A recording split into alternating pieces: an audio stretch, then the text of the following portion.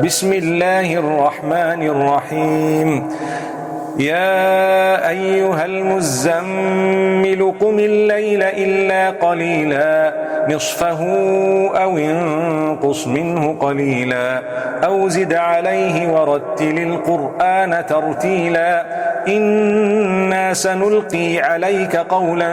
ثقيلا إن ناشئة الليل هي أشد وطئا وأقوم قيلا إن لك في النهار سبحا طويلا واذكر اسم ربك وتبتل إليه تبتيلا رب المشرق والمغرب لا إله إلا هو فاتخذه وكيلا واصبر على ما يقولون واهجرهم هجرا جميلا وذرني والمكذبين أولي النعمة ومهلهم قليلا إن لدينا أنكالا وجحيما وطعاما ذا غصة وعذابا أليما يوم ترجف الأرض والجبال وكانت الجبال كثيبا مهيلا إنا أرسلنا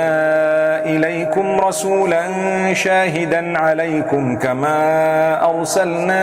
إلى فرعون رسولا فعصى فرعون الرسول فأخذناه أخذا وبيلا فكيف تتقون إن كفرتم يوما يجعل الولدان شيبا السماء منفطر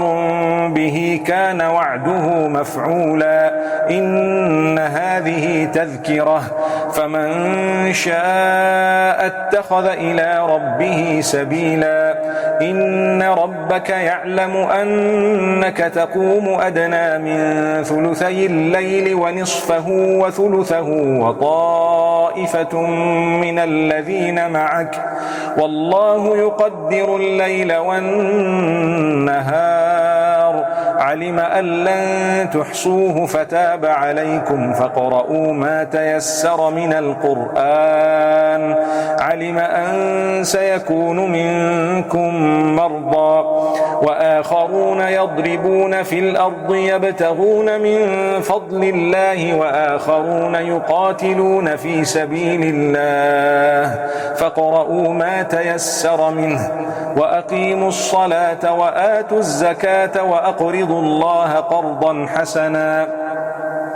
وما تقدموا لأنفسكم من خير تجدوه عند الله هو خيرا وأعظم أجرا واستغفروا الله إن الله غفور رحيم